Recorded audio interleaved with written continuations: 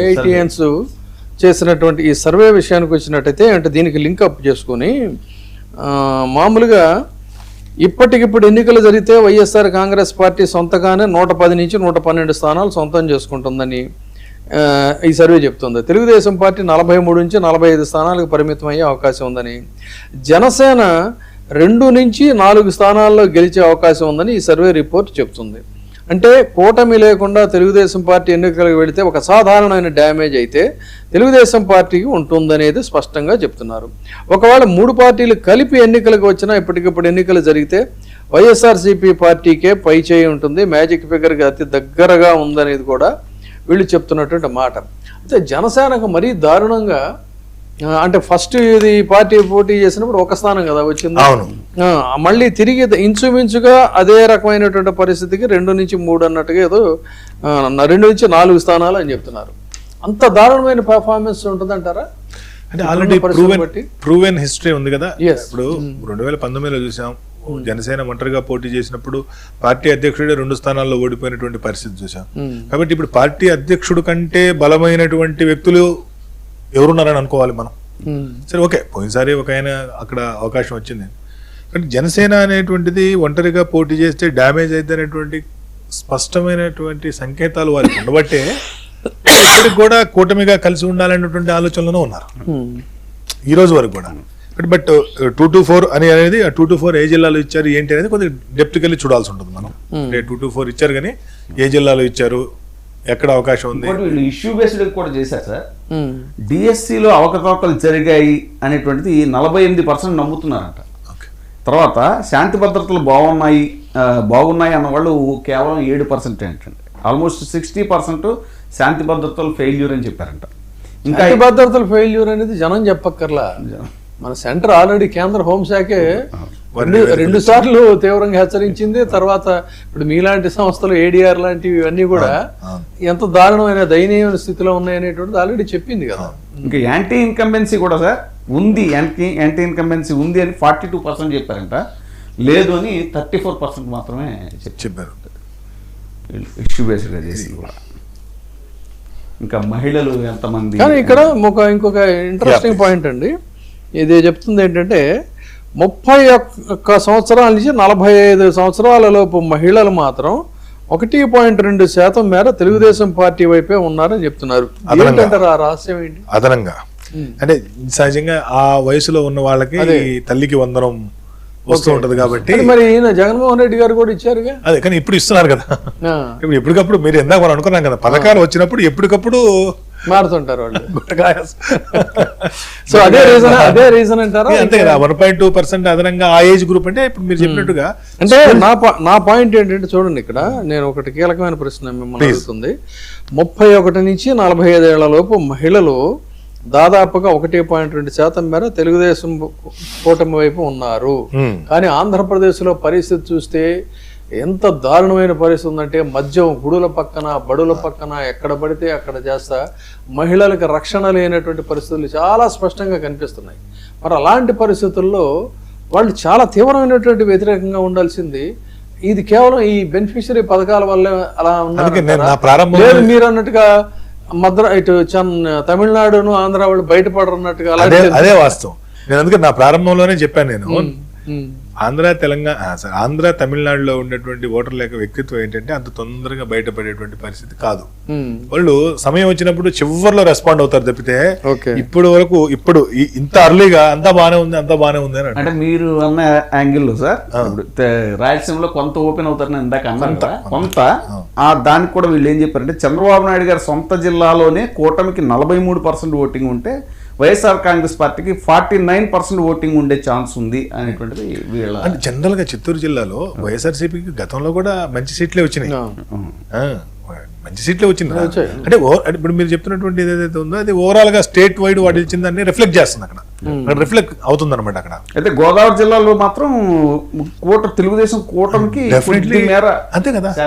ఇప్పుడు గోదావరి జిల్లాలో ఉండేటువంటి అధిక సంఖ్యాకులు ఈరోజు జనసేనతో ఉన్నారు. సో జనసేన టీడీపీతో ఉన్నది. జనసేన టీడీపీ బంధం గురించి ఇప్పుడు వరకు అయితే వాళ్ళు ఖచ్చితంగా ట్రావెల్ అవుతూనే ఉంటారు. చివరి 6 నెలల్లో వాళ్ళు ఏ నిర్ణయం తీసుకుంటారనేది అత్యంత కీలకం. ఎస్ అండి. కాకపోతే నాకు ఇంకొకటి కూడా, ఇవన్నీ మనం ఏదో బోగస్గా చెప్తున్నా ఇది కాదు, మనకున్న విశ్వసనీయ సమాచారం మేరకు ఆ మధ్య కేంద్రం కూడా ఒక సర్వే తెప్పించుకుంటే ఆంధ్రప్రదేశ్ గురించి అమిత్ షా గారి దగ్గరికి వెళ్ళిందని మన ఢిల్లీ జర్నలిస్ట్ మిత్రులు చెప్తున్న మాట. వాళ్ళకి ఉన్న సమాచారం ఏంటంటే ఉత్తరాంధ్రలో వైసీపీ కొద్దిగా పుంజుకుంటుందని చెప్పని, తర్వాత గోదావరి జిల్లాల్లో అంతకుముందు కూటమి వైపు ఉన్నటువంటి వాళ్ళు ఇప్పుడు 18% మంది ఓటర్లు తటస్థులుగా మారారని, ఈ తటస్థులుగా మారినటువంటి వాళ్ళు ఏమి వైసీపీ వెళ్ళాల, వాళ్ళు తటస్థులుగా ఉన్నారు, ఒక అసంతృప్తితో తటస్థులుగా ఉన్నారు. తర్వాత ఒక 32% మంది ఓవరాల్గా రాష్ట్రంలో ఉన్నటువంటి వాళ్ళు పరిస్థితి చూస్తే ఈ గవర్నమెంట్ పట్ల అసంతృప్తిగా ఉన్నారని, రాయలసీమలో ముఖ్యంగా అంటే ఈ వైసీపీ కొన్ని జిల్లాల్లో మాత్రం పుంజుకుంటుందని, ముఖ్యంగా కృష్ణా గుంటూరు జిల్లాలో మాత్రం దాని ఇంపాక్ట్ అంతగా లేదు అనేటువంటిది వాళ్ళకున్న సమాచారం అని చెప్తున్నారు. Absolutely right. జనరల్గా అది అంటే సాధారణంగా మనం పరిశీలించినా కూడా అటువంటి వాతావరణమే కనబడతా ఉంది. గోదావరి జిల్లాల్లో వాతావరణం మార్పు రావాలంటే ఏదో ఒక పెనుమార్పు రావాలి, అంత తేలిగ్గా వచ్చేటువంటిది ఇది కాదు. అక్కడ పెనుమార్పు వచ్చినాడు ఎటు ఒకవైపు మనట్లాగా క్లీన్ స్వీప్ అయింది. బట్ మీరన్నట్టు స్పష్టంగా గతంలో కూటమికి మద్దతు ఇచ్చినటువంటి బలమైన వర్గాలు, అధిక సంఖ్యాకులైనటువంటి వర్గాలు ఈ రోజు అసంతృప్తిగా ఉన్నమాట వాస్తవం. అది క్లియర్ గా కనబడుతుంది. ఇప్పుడు ఇటీవల కాలంలో ఒక చిన్నపాటి స్టడీలో గతంలో జనసేన కూటమికి అంటే జనసేనకు ఓటు వేసినటువంటి వాళ్ళు ఎక్కడైతే జనసేనకు టికెట్లు ఇచ్చారో ఆ జనసేనకు టికెట్లు ఇచ్చినటువంటి దగ్గర ఆ జనసేనకు ఓటు వేసినటువంటి 100 మందిలో 40 మంది ఈ రోజు తటస్థులుగా మారారు. 40 మంది. Only I'm talking about the only Janasena seat. గతంలో జనసేన అభ్యర్థి దగ్గర ఒక 100 ఓట్లు వేస్తే ఇలా 100లో 40 మంది తటస్థులుగా మారి అలా న్యూట్రల్ గా ఉండిపోయారు.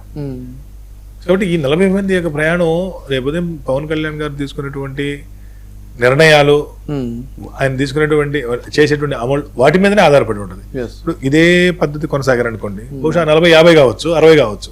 లేదు ఆయన ఏదన్నా లేదు పార్టీని నేను బతికించుకోవాలి, నిలబెట్టుకోవాలి అనేటువంటి కోణంలో ఏదన్నా మళ్ళీ వేరే నిర్ణయం తీసుకున్నారనుకోండి, వీటిలో కొంత మార్పు రావచ్చు. కాబట్టి ఇది ఇప్పుడు సార్ విజయబాబు గారు చెప్పింది అక్కడ వాస్తవ స్థితిని అడ్డం పడుతుంది. వాస్తవ స్థితిని మీరు చెప్పినటువంటిది ఆ సెంట్రల్ గవర్నమెంట్, సెంట్రల్ ఇంటెలిజెన్స్ వారు అని సార్, సెంట్రల్ ఇంటెలిజెన్స్ వారు నిత్యం ప్రజల యొక్క ప్రతిస్పందన ఏంటి అని తీసుకుంటూనే ఉంటారు, తీసుకొని పంపిస్తూనే ఉంటారు. అది నిఘా వర్గాల యొక్క ప్రాథమిక కర్తవ్యం అన్నమాట. ఎందుకంటే నాయకుడు పర్యటనకు వస్తున్నాడు అంటే డేటాతో వాళ్ళు సిద్ధంగా ఉంటారు. మనకు తెలియదు. ఇప్పుడు నేషనల్ లీడర్స్ వాళ్ళు వచ్చినప్పుడు అక్కడ ఉన్నటువంటి ఇంటెలిజెన్స్ వాళ్ళు మిత్రులు మిమ్మల్ని అడిగి తీసుకుంటారు, తీసుకెళ్లి వాళ్ళకి ఇస్తారు ఇలా ఉందండి అని. మావిగన్ తర్వాత ఈ అమరావతి రైతుల ఇష్యూ, వీటి తర్వాత ఏమన్నా అక్కడ ఆ ఏరియాలో చేంజ్ అంటే మావిగన్ కంటే ముందే అమరావతి రైతుల్లో ఒక రకమైనటువంటి అసంతృప్తి ప్రారంభమైందండి. 2వ విడత పూలింగ్ ఎప్పుడైతే ప్రకటన చేశారో సుమారుగా 60% రేట్లు పడిపోయాయి. అక్కడ 50 కూడా కదా, 60% రేట్లు పడిపోయాయి. 3 కోట్ల రూపాయలు ఎకరా అమ్మినటువంటి ప్రాంతంలో 70 లక్షల నుండి 1 కోటి రూపాయలకు వచ్చేసింది. అంత దారుణంగా పడిపోతుంది. 60-70% పడిపోవటం అనేటువంటిది తీవ్ర అసంతృప్తికి గురయ్యారు.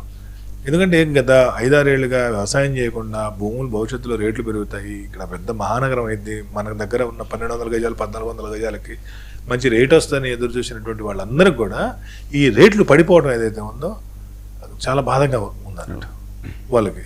కానీ ఇది మావిగన్ కంటే ముందే ఒక అసంతృప్తి ప్రారంభమైంది. ఈ మావిగన్ ప్రకటన తర్వాత అసలు రేపు ఉదయం మళ్ళీ గవర్నమెంట్ మారితే మళ్ళీ గుంటూరు, విజయవాడ, మచిలీపట్నం అనే ప్రాంతాలు చేస్తే అసలు మా ప్రాంతం పరిస్థితి ఏంది అనేటువంటి ఒక భయం కూడా ప్రారంభమైంది.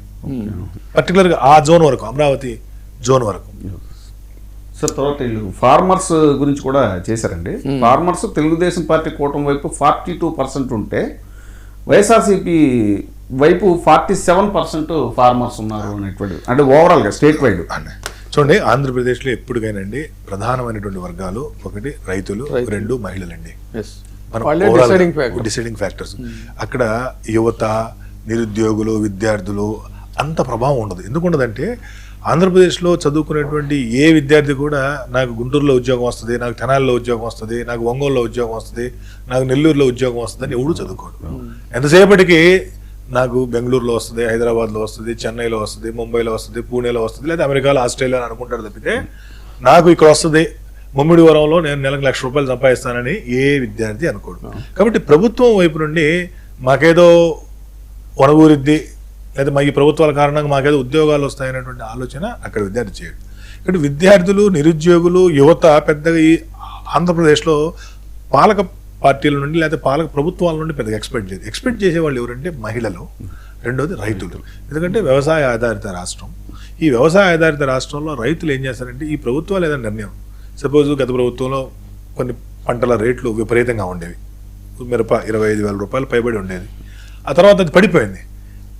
రైతులు ఎక్స్పెక్ట్ చేస్తారు ఏమని, గత ప్రభుత్వంలో లాగానే ఈ ప్రభుత్వంలో కూడా రేటు ఉంటే బాగుండు అని. అలా ప్రతి అది ఉల్లిపాయ కానివ్వండి, మామిడి కానివ్వండి, మొక్కజొన్నలు కానివ్వండి, పత్తి కానివ్వండి, పొగాకు కానివ్వండి, ఏ పంట అయినా సరే గత ప్రభుత్వం లాగా ఉండాలి అని ఎక్స్పెక్ట్ చేస్తారు.